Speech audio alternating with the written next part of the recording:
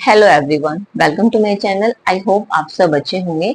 तो हम अपनी आज की क्लास में डिस्कस करेंगे क्लास 9 का chapter cell, the fundamental unit of life. Complete name क्या है? The fundamental unit of life.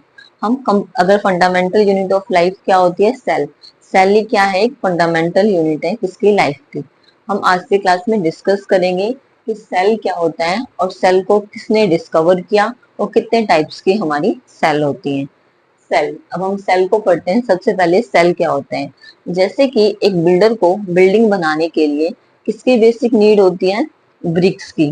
बहुत सारी ब्रिक्स मिलकर कंप्लीट एक हमारी बिल्डिंग रेडी करती हैं। वॉल रेडी होती है पहले, तो बहुत सारी वॉल्स मिलकर हमारी कंप्लीट बिल्डिंग रेडी करती हैं।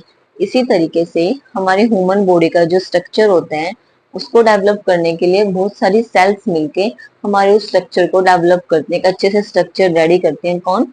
सेल्स। सेल हमारी प्लांट सेल्स में भी होती हैं, एनिमल्स में, हम ह्यूमंस में, हम सब में क्या है? सेल्स प्रेजेंट्स होती हैं। तो इसलिए ही हम सेल को क्या बोलते हैं? Cell is the basic structure and functional unit of life. Cell क्या है? एक स्ट्रक्चर एंड फंक्शनल यूनिट है ऑफ लाइफ। आई होप आपको सेल क्लियर हुआ होगा कि सेल क्या होता है। अब बहुत सारी सेल्स मिलकर क्या बनाती है, अब हम ये सब डिस्कस करेंगे आज के क्लास में। पहले सेल्स हमने क्या पढ़ा अभी? सेल क्या होते हैं? The structural and functional unit of life. Cell. अब जैसे बहुत सारी जो सेल्स होते हैं, हम ह्यूमंस के अंदर अगर मैं बात करूं, बहुत सारी सेल्स हैं। जैसे ये आपकी सेल है और बहुत सारी सेल्स मिलकर क्या बनाएंगी? टिश्यू। टिश्यू के बारे में आप अपनी नेक्स्ट जो क्लास होगी उसमें हम डिस्कस करेंगे, और आपकी एनसीईआरटी में भी जो सेल्स है नेक्स्ट चैप्टर है उसमें टिश्यू के बारे में ही बताया गया है। बट हम आज से क्लास में सेल के बारे में पढ़ रहे हैं। सेल है, सेल के बाद क्या होते हैं? टिश्यू। इट मीन्स कि बहुत सारे सेल मिलके क्या बनाते हैं? टिश्यू। और बहुत सारे टिश्यू मिलकर क्या बनाते हैं? ऑर्गन। बहुत सारी सेल मिलके क्या बनाएंगे? टिश्यू। और बहुत सारे टिश्यू मिलकर क्या बनाएंगे? एक ऑर्गन। हमारी जो बॉडी के ऑर्गन्स होते हैं, पार्ट्स जो होते हैं, उनको बनाने में कौन हेल्प कर रहे हैं? टिश्यू। टिश्यू मिलकर क्या बनाएंगे? एक ऑर्गन। और ऑर्गन मिलकर क्या बनाएगा? एक ऑर्गन सिस्टम। जैसे हमारा हार्ट, ये सारे जो हमारे पार्ट्स हैं ऑर्गन सिस्टम के, उन सबको बनाने में कौन हेल्प कर रहे हैं? ऑर्गन। तो वो कंप्लीट क्या बन जाता है? एक ऑर्गन सिस्टम। और कंप्लीट एक ऑर्गन सिस्टम क्या बनाएगा? बहुत सारे ऑर्गन सिस्टम के जितने भी पार्ट्स हैं वो मिलके क्या बनाएंगे? कंप्लीट एक ऑर्गेनिज्म। वो हम क्या बनेंगे फिर? एक human beings, organism. I repeat that. Cell, बहुत सारे सेल्स मिलके टिश्यू, टिश्यू मिलके ऑर्गन, ऑर्गन मिलके ऑर्गन सिस्टम, और एक ऑर्गेनिज्म, ऑर्गन सिस्टम से कंप्लीट एक ऑर्गेनिज्म, हम ह्यूमन बींग्स डेवलप हो जाते हैं। आई होप आपको ये क्लियर हुआ होगा कि कैसे कैसे सेल से टिश्यू, टिश्यू से ऑर्गन, ऑर्गन से ऑर्गन सिस्टम, और ऑर्गन सिस्टम से कंप्लीट एक ऑर्गेनिज्म। नेक्स्ट अब हम डिस्कस करेंगे कि सेल की डिस्कवरी किसने की। हम जो सेल के बारे में पढ़ रहे हैं कि क्या सेल होती है, इसको किसने डिस्कवर किया? Discovery of cell. सेल को डिस्कवर किया एक साइंटिस्ट थे हमारे, रॉबर्ट हुक। कौन थे? एक साइंटिस्ट थे हमारे, रॉबर्ट हुक। इन्होंने 1665 में, आप लिख सकते हो ये 1665 में, इन्होंने, रॉबर्ट हुक ने किसकी डिस्कवरी की? सेल की। सेल की डिस्कवरी की इन्होंने। जब रॉबर्ट हुक ने सेल की डिस्कवरी की तो इन्होंने ये कॉर्क के बारे में स्टडी कर रहे थे। किसके बारे में स्टडी कर रहे थे? कॉर्क के बारे में। कॉर्क किसके बारे में स्टडी कर रहे थे? ये एक कॉर्क के बारे में। कॉर्क क्या होते हैं? The bark of tree. जो ट्री की आउटर कवरिंग होती है, वो ब्राउनिश पार्ट जो होता है, वो क्या होता है? आपका कॉर्क होता है। कॉर्क के बारे में स्टडी कर रहे थे। इन्होंने क्या देखा? जब इन्होंने माइक्रोस्कोप से देखा तो जो कॉर्क के, इन्होंने क्या देखा कि उसमें जो स्ट्रक्चर बना हुआ है वो कैसा है? हनी कॉम्ब जैसा स्ट्रक्चर है। कैसा स्ट्रक्चर है? एक ऐसे कंपार्टमेंट्स में बना हुआ है, उनके अंदर जैसे क्या है, कैसा स्ट्रक्चर है वो? हनी कॉम्ब जैसा स्ट्रक्चर। जैसे हनी भी मधुमक्खी का छत्ता होता है, इस टाइप से एक स्ट्रक्चर बना हुआ है। तो इन्होंने हर एक कंपार्टमेंट्स को क्या बोला कि ये सेल है। रॉबर्ट हुक ने क्या किया, जब वो कॉर्क की स्टडी करते थे तो उन्होंने क्या देखा कि उसके अंदर जो माइक्रोस्कोप से देखा उन्होंने, तो उनको एक स्ट्रक्चर विजिबल हुआ। वो स्ट्रक्चर कैसा था? हनी कॉम्ब की तरह, मतलब उनको हनी बी की तरह, मधुमक्खी के छत्ते की तरह एक स्ट्रक्चर दिखा, जिसको उन्होंने क्या नाम दिया कि ये एक सेल है। आई होप आपको क्लियर हुआ होगा ये सब। नेक्स्ट अब हम पढ़ते हैं type of organisms on the basis of cell. Cell के बेस पे हमारे कितने टाइप्स के ऑर्गेनिजम्स होते हैं। फर्स्ट है हमारा यूनिसेलुलर एंड सेकंड है मल्टी सेलुलर। जैसे हम ह्यूमन बींग्स हैं, प्लांट है या एनिमल है, जैसे ऑर्गेनिजम्स हैं सब, तो ऑर्गेनिजम्स को, सभी ऑर्गेनिजम्स के अंदर, किसी के अंदर तो सिंगल सेल होती है, किसी के अंदर मल्टी सेलुलर सेल्स होती हैं, किसी में यूनिसेलुलर और किसी में मल्टी सेलुलर। आइए हम जानते हैं कि यूनिसेलुलर क्या होता है और मल्टी सेलुलर क्या होता है। यूनिसेलुलर, यूनिसेलुलर में uni it means single, uni से पता चल रहा है इट मीन्स वन, तो इसके अंदर कैसे सेल होते हैं, सिंगल सेल होती है। और multicellular it means more than one cell, एक से ज्यादा सेल्स होती हैं।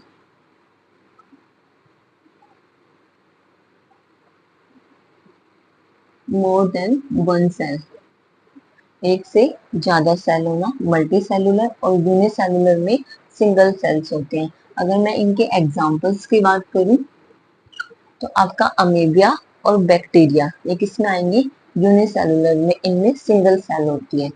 जैसे आपका बैक्टीरिया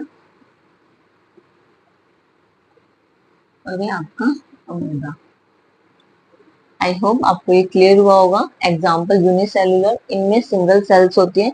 किन्हीं ऑर्गेनिजम्स में सिंगल सेल होती है, जिनमें सिंगल सेल्स होते हैं दैट इज कॉल्ड यूनिसेलुलर, और जिनके अंदर एक से ज्यादा सेल्स होते हैं हम उनको मल्टी सेलुलर्स बोलते हैं। फॉर एग्जाम्पल हम ह्यूमन बींग्स, हम प्लांट्स, एनिमल्स, इन सब में क्या है, हम जो ह्यूमंस हैं हमें क्या है, मल्टी सेलुलर सेल्स हैं, हमारे अंदर एक से ज्यादा सेल्स होते हैं। आई होप आपको ये क्लियर हुआ होगा अच्छे से।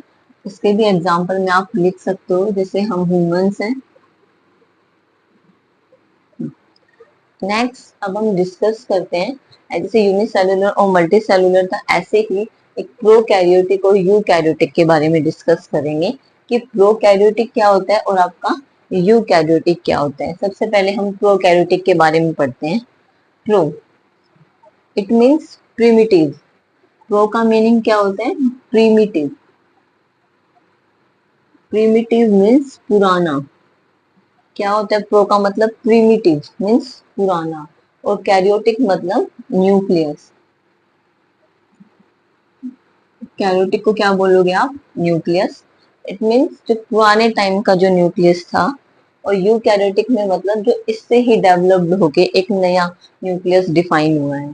तो प्रोकैरियोटिक का मतलब इसके अंदर आपके ओल्ड टाइप का न्यूक्लियस प्रेजेंस रहता था, और इसके अंदर आपके अब न्यू जो इवोल्व हुआ है कहाँ से, प्रोकैरियोटिक से ही, वो किसमें होंगे आपके यूकैरियोटिक मीन्स कोई नया, न्यू। कैरियोटिक मतलब वही आपका न्यूक्लियस। आई होप आपको ये बात क्लियर हुई होगी। तो प्रोकैरियोटिक और यूकैरियोटिक के डिफरेंस को हम स्टडी करेंगे। प्रोकैरियोटिक, प्रोकैरियोटिक में जो आपका साइज होता है प्रोकैरियोटिक का, वो स्मॉल होता है as compare to eukaryotic. Eukaryotic का जो साइज होता है वो लार्ज होता है। इसका साइज कैसा होता है, लार्ज होता है, और इसका साइज कैसा होता है, स्मॉल होता है।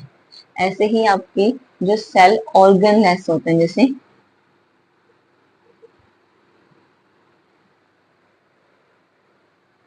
सेल ऑर्गनलेस, इसमें ये अब्सेंट होती है। अब कुछ स्टूडेंट्स को डाउट होगा कि सेल ऑर्गनलेस क्या होती है। ये सेल जो ऑर्गनलेस होते हैं ये लैक होती है किसमें, प्रोकैरियोटिक में। ये आपके किसके अंदर होते हैं, सेल के अंदर ही प्रेजेंट होते हैं। सेल के अंदर जो प्रेजेंट होता है वो सेल ऑर्गनलेस होता है। ये सब हम जब सेल का स्ट्रक्चर डिस्कस करेंगे हम उसमें अच्छे से मैं आपको बताऊंगी कि सेल ऑर्गेनेल्स कहाँ पे प्रेजेंट होती है। बट प्रोकैरियोटिक के अंदर ये अब्सेंट होती है, और यहाँ पे ये प्रेजेंट होती है, किसमें, यूकैरियोटिक में। आप यहाँ पे ये लिख सकते हो कि इसमें ये प्रेजेंट होती है। और न्यूक्लियस जो होता है प्रोकैरियोटिक में, मेन जो है इस न्यूक्लियस का ही वर्क होता है।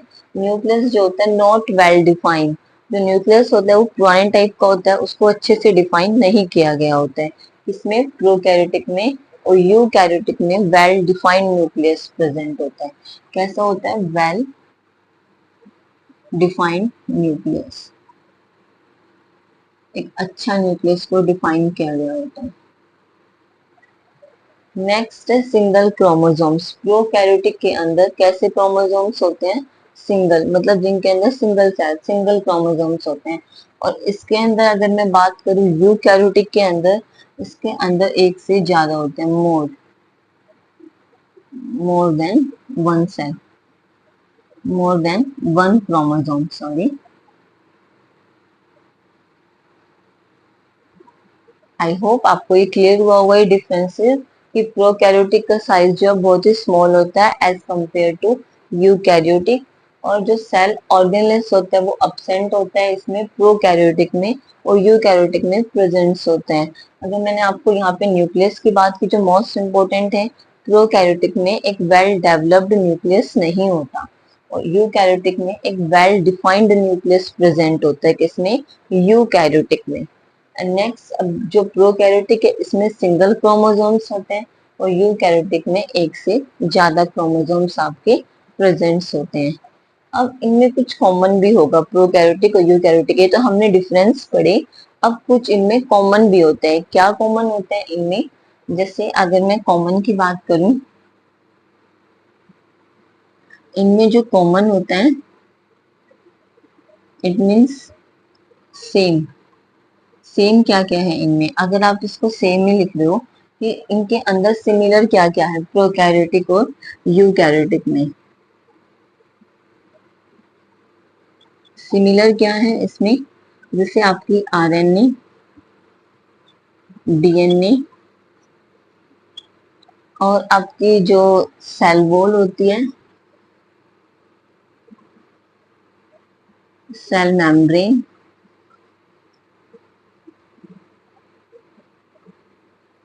और आपकी ribosome. RNA, DNA, cell wall, cell membrane, ribosomes, ये आपके प्रोकैरियोटिक में भी और यूकैरियोटिक दोनों में ही प्रेजेंट्स रहते हैं।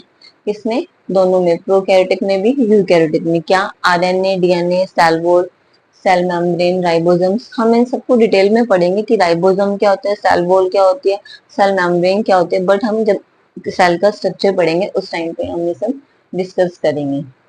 आई होप आपको इनके डिफरेंस और इनकी सिमिलरिटी क्लियर हुई होगी। नेक्स्ट, अब हम देखते हैं आपको वेरियस टाइप ऑफ सेल्स पढ़ने हैं, कि वेरियस टाइप ऑफ सेल्स होते हैं हमारी, क्या होते हैं? Various type of cell, various type of cell means अलग अलग टाइप्स के सेल होते हैं हमारी बॉडी के अंदर, सभी प्लांट्स के, एनिमल सब के अंदर। जैसे अगर मैं बात करूं स्मूथ सेल, स्मूथ सेल, और आपके nerve cell, bone cell, blood cell, ये सारी क्या है आपकी सेल्स हैं, various type of cells. Smooth cell, nerve cell, bone cell, blood cell, इन सब के बारे में हम डिटेल से डिस्कस करेंगे। ये अलग टाइप की जो डिफरेंट टाइप के सेल्स होते हैं। जैसे नर्व सेल होती है, ये इसका जो शेप होती है वो कैसे होती है, जैसे आपने पढ़ा भी होगा अपनी, अभी शायद आपको ये चैप्टर आया नहीं होगा अभी, इसमें ये इस टाइप से बनी होती है आपकी जो नर्व सेल होती है, वो कैसे बनी होती है? जैसे ये नर्व सेल है, ये इस टाइप से बनी होती है, कुछ इस टाइप से इसका स्ट्रक्चर होता है। मैं कल की क्लास में डिस्कस करूंगी नर्व सेल्स के बारे में कि नर्व सेल क्या होती है। वैसे तो जो नर्व सेल होती है लॉन्गेस्ट सेल होती है हमारी बॉडी में, नर्व सेल क्या होती है? सबसे लॉन्गेस्ट सेल होती है। जो स्मूथ सेल होती है ये कैसी शेप की होती है? स्पाइंडल शेप की होती है। बोन सेल, ये भी हमारी बोन सेल्स भी हमारे अंदर ही प्रेजेंस होते हैं, हमारी जो बोन के सेल्स होते हैं। ब्लड सेल्स, जैसे हमारी जो, जैसे बोन सेल में हमने पढ़ा होगा, जैसे जो हमारे आरबीसी होती हैं स्पेरिकल शेप की होती हैं, डब्ल्यूबीसी, प्लेटलेट्स, ये सारी किस में आ रही है, ब्लड सेल्स के अंदर आ रखी है। हम इनको डिटेल से डिस्कस करेंगे कल की क्लास में। आई होप आपको आज की क्लास अच्छी लगी होगी। Thank you so much.